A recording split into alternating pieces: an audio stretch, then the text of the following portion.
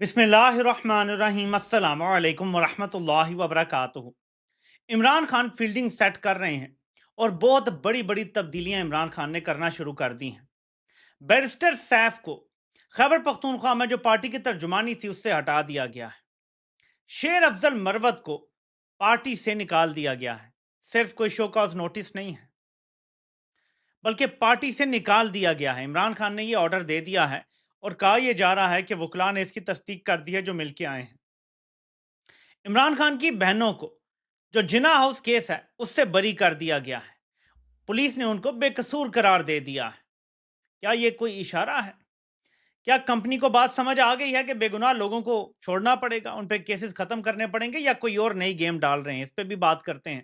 لیکن خیبر پختونخوا میں barrister safe کی جگہ جن کو عہدہ دیا گیا ہے، میں ان کا ایک شارٹ سا کلپ آپ کو سنانا چاہتا ہوں تاکہ آپ کو سمجھ آئے کہ عمران خان اب کس لائن اور لینتھ پہ بولنگ کرانے جا رہے ہیں۔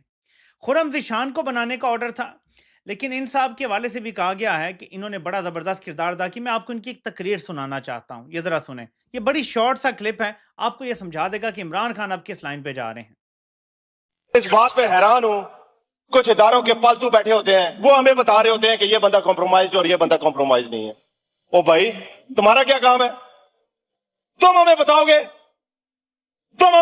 کہ ہم نے بیویوں کو طلاقیں دینی ہے کہ نہیں دینی؟ وہ شرم کرو، بے شرم انسان۔ ایک قومی میڈیا پہ بیٹھ کے تم عجیب قسم کی ڈبیٹیں کر رہے ہوتے ہو۔ تم ہمیں بتا رہے ہو کہ کون بندہ کمپرومائز ہے کون نہیں ہے، تو تم کمپرومائز نہیں ہو۔ تم ہمیں بتاؤ گے یہ ہمارا ہے، یہ ہمارا ملک ہے، یہ ہماری پارٹی ہے، ہم بہتر سمجھتے ہیں۔ جو خان صاحب بیٹھے ہوئے ہیں، جو 26-27 سال سے سیاست کر رہے ہیں، وہ آپ جیسے لوگوں سے ہزاروں درجہ بہتر سمجھتے ہیں کہ کون کمپرومائز ہے کون نہیں ہے۔ آپ ہمیں ڈکٹیٹ نہ کریں۔ آپ جن کے بوٹ پالش کر رہے ہیں انہی میں لگے رہے۔ بوٹ پالش کرنے پہ فخر محسوس کرنے والے بے شرم لوگوں، اللہ کی طاقت سے ڈرو۔ جب وہ دن آئے گا جب اسامہ ستی جیسے شہید لوگوں کو آپ لوگوں نے جو گولیاں ماری ہیں، اس کی والدہ کی آواز آسمانوں تک جاتی ہے، اس وقت سے ڈرے جب آپ نے بے گناہ لوگوں کو 26 نومبر کو جو گولیاں ماری ہیں۔ انشاءاللہ وہ وقت دور نہیں ہے میڈم اسپیکر، جب ہم ان کو نشان عبرت بنتے ہوئے دیکھیں گے۔ مان لیں یہ جنگ ہار چکے ہیں۔ جب لوگوں کی شادیوں اور طلاقوں تک باتیں پہنچ جائیں تو آپ سمجھ جائیں آپ جنگ ہار چکے ہیں۔ آپ کا مقابلہ کسی بے ایمان انسان کے ساتھ نہیں ہے، آپ کا مقابلہ ایک ایماندار بندے کے ساتھ ہے جس کا اللہ پہ یقین ہے۔ تم لوگ زرداری اور نواز شریف کی بھول میں ہوگے جو ڈیلے کرتا ہوگا۔ اس کے اندر ایمان کی طاقت ہے اور اس کے جتنے بھی یہاں پہ مجاہد کھڑے ہیں اس کے اوپر اس کو فالو کرتے ہیں اور اللہ پہ یقین کرتے ہیں۔ لوگ پہلے سے زیادہ تیار بیٹھے ہوئے ہیں۔ ہم نے اپنی جانیں ہتھیلی بھی رکھنے کے لیے تیار ہیں۔ ہم پھرتے ہیں کیونکہ ہم سمجھتے ہیں کہ اس نوبل کاز کے لیے ہم نے نکلنا ہے، اس ملک کے لیے نکلنا ہے۔ ہمارا اسلام ہمیں کہتا ہے جب ظلم ہو رہا ہو تو اس کے خلاف آپ نے آواز اٹھانی ہے، ہم آواز اٹھائیں گے۔ تو یہ ہیں وہ عدیل صاحب جن کو بنایا گیا ہے۔ تو دیکھتے ہیں بیرسٹر سیف کی تبدیلی سے ایک اور چیز سامنے آئی ہے کہ پارٹی کو پہلے اسٹیبلشمنٹ کے جو آؤٹس ہیں ان سے پاک کیا جا رہا ہے۔ پہلے پارٹی میں صفائی ہوگی اور پھر حکومتی معاملات میں صفائی ہونا شروع ہو جائے گی۔ عمران خان ایک اور خط آرمی چیف کو لکھنے جا رہے ہیں اور اس کے 6 نکات ہوں گے۔ اس کے ساتھ ساتھ میں آپ کو ملٹری کورٹ ٹرائل کے حوالے سے بتانا چاہتا ہوں۔ اگر پاکستان میں عدالتیں آزاد ہوں، سلمان اکرم راجہ صاحب نے ملٹری کورٹ کا کیس تباہ و برباد کر دیا، بلکہ ہر وکیل کیا زبردست تیاری کے ساتھ آیا تھا۔ میں آپ کو تھوڑے سے ان کے آرگیومنٹس پڑھ کے بتانا چاہتا ہوں، آپ کو پتہ چلے کہ آج آئینی بینچ بالکل بے بس بیٹھا ہوا تھا۔ یہاں تک کہ دستخطی جج امین الدین خان کو چپ کروانا پڑ رہا تھا وکلا کو کہ آپ تو سارا کیس تباہ و برباد کر رہے ہیں، حوصلہ رکھیں۔ میں آپ کو یہ تھوڑے سے بتاتا ہوں۔ سلمان اکرم راجہ صاحب کہتے ہیں میں نے ریکارڈ چیک کیا ہے، دسمبر 1967 میں پارلیمنٹ کے ذریعے سیکشن 21D2 کی منظوری کی گئی تھی۔ سپریم کورٹ ایف بی علی کیس پر، جو بریگیڈیئر ایف بی علی تھے، ان کے کیس پر نظر ثانی کیے بغیر آرمی ایکٹ کی شکوں کا جائزہ لے سکتی ہے۔ کیا ہم آئین کے پابند ہیں یا عدالتی فیصلے کے پابند ہیں؟ یہ جمال خان مندوخیل نے سوال کیا۔ سلمان اکرم راجہ صاحب نے جواب دیا سپریم کورٹ فیصلے کا احترام ہے لیکن عدالت کے لیے ضروری نہیں، مطلب فیصلہ ہی بائنڈنگ نہیں ہے، آپ چاہیں تو آئین کی ڈیفرنٹ طریقے سے دیکھ سکتے ہیں، تشریح کر سکتے ہیں۔ اگر آئین میں تبدیلی ہو جائے تو کیا ہوگا؟ सलमान अकरम राजा साहब ने कहा फिर तो सूरत हाल ही मुख्तलिफ होगी।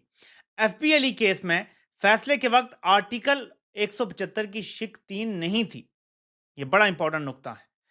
हमने मरकजी फैसले पर नजरसानी करनी है, यकसानियत भी लानी है, तशरीह भी करनी है, पता नहीं और क्या क्या करना है। ये मोहम्मद अली मदर साहब कह रहे हैं। आपको पता है 175(3) कितना इंपॉर्टेंट नुक्ता है। 175(3) ही ये कहता है कि एग्जेक्टिव और अदलिया इलादा होंगे, और ये सब कुछ हो जाना था 1989 तक। जितने भी साल दिए गए थे 1988 या 89 तक एग्जेक्टिव और अदलिया ने इलादा हो जाना था। यानी उसके बाद किसी मिलिट्री कोर्ट और किसी अदालत के बगैर किसी को अदालत बनाने का इख्तियार खत्म हो जाना था। 175(3) इतना इंपॉर्टेंट है। उसके बाद कहते हैं बंद दरवाजों के पीछे शफाफ ट्रायल नहीं हो सकता। 19वीं सदी वाला कोर्ट मार्शल अब पूरी दुनिया में तब्दील हो चुका है। 2025 में 1860 वाले कोर्ट मार्शल की कार्रवाई का इतलाक यूनिफॉर्म पर्सनल पर भी नहीं हो सकता। पता नहीं 2 साल तक क्या होता रहा। जमानत का हक भी हासिल नहीं। बरतानिया में जज एडवोकेट जनरल की तैनाती हाई कोर्ट जजेस तैनाती करने वाले जुडिशल कमीशन के जरिए होती है। FPLE केस में अयाज सपरा और मेजर इश्तियाक आसिफ का वकील रहा हूं, एजाज हसन ने कहा। इस वक्त ट्रायल अटक जेल में होता था। एजाज हसन ने फर्दर कहा ट्रायल के बाद रिकॉर्ड जला दिया जाता था। जब ट्रायल खत्म होता हमारी अटक कले से निकलते वक्त मुकम्मल तलाशी की जाती थी, एक कागज तक नहीं लेकर जाने दिया जाता था। इस वक्त मार्शल लॉ का दौर था। मुसर्रत हिलाली साहबा ने बीच में लुकमा दिया। मुझे बतौर वकील रोजाना अडयाला जेल में ऐसा ही सहना पड़ता है। ये सलमान अकरम राजा साहब ने कहा। इतनी तलाशी क्यों ली जाती है? मुसर्रत हिलाली साहबा ने बिल्कुल ही हमें पता ही नहीं क्या हो रहा है मुल्क में। मेरी टाई तक की तलाशी ली जाती है, सलमान अकरम राजा साहब ने कहा। मुझसे तो एक मरतबा टिश्यू पेपर तक ले लिया गया। उदैर भंडारी साहब ने लुकमा दिया। आप दलाइल इस केस तक महदूद रखें। अमीनुद्दीन खान साहब को पीछे बोलना पड़ा। उसके बाद सलमान अकरम राजा साहब ने इस केस को तबाह बर्बाद कर दिया है, और आप देखते हैं कि सूरत हाल आगे किस तरफ जाती है। क्योंकि इस केस में अगर आप दलाइल देखें तो इतना कंप्रीहेंसिव, जितने भी वकला वहां बैठे थे, जो रिपोर्टर जिन्होंने भी ये देखी है डेवलपमेंट जो हुई है कोर्ट प्रोसीडिंग्स के बाद, अगर तो राय बराबर और रत्ती बराबर भी जजेस में कोई शर्म हो तो ये खत्म हो जाएगा। फौजी अदालतों के ट्रायल कलदम हो जाएंगे, सब खत्म हो जाएगा। तबाह बर्बाद हो गया आज ये केस। और इतने जबरदस्त दलाइल दिए हैं सलमान अकरम राजा साहब ने कि कमाल हो गया है। मैं कहता हूं कि कितने लायक बंदे को ऊन चौधरी को असेंबली में लाने के लिए रोका गया। आज भी वो फॉर्म 45 मौजूद है जहां पे कुल वोटों की तादाद फॉर एग्जांपल 300 है और उसे 600 वोट डलवाए हुए उन्होंने। कुल वोटों से भी ज्यादा वोट ऊन चौधरी को डलवा के सलमान अकरम राजा को हरवाया गया है। एक हल्के में टोटल 300 वोट हों, एग्जाम्पल दे रहा हूं, आप ये एग्जाम्पल के लिए लफ्ज यूज कर रहा हूं, और वहां 600 वोट पड़ जाएं, बाकी 300 एक्स्ट्रा बंदे क्या मरे हुए भी जिंदा हो गए? फरिश्तों ने डाल दिए, किसने डाल दिए वोट? ऐसे जितवाया गया ओन चौधरी को सलमान अकरम राजा के खिलाफ। ये इतना जुल्म किया गया है इस मुल्क के साथ कि एक पढ़ा लिखा समझदार बंदा जिसका कोई दिमाग भी है, जो पाकिस्तान की बेहतरी के लिए बहुत कुछ कर सकता है, पाकिस्तान का वजीर कानून होना चाहिए सलमान अकरम राजा को, ना कि आजम नजीर तारड़ जैसा बंदा जो भुट्टो ने जो कहा वो कर दिया। पूरी वकला कम्युनिटी को इस बंदे ने कंट्रोल किया हुआ है, और जो भुट्टो की तरफ से ऑर्डर आता है उसको एक्सेप्ट कर लेता है। तो देखते हैं कि जो मिलिट्री ट्रायल है उसका मामला किस तरफ जाता है। इमरान खान पार्टी के अंदर बड़े फैसले कर रहे हैं। इसकी वजह क्या है? क्योंकि इमरान खान देख सकते हैं कि क्या होने जा रहा है।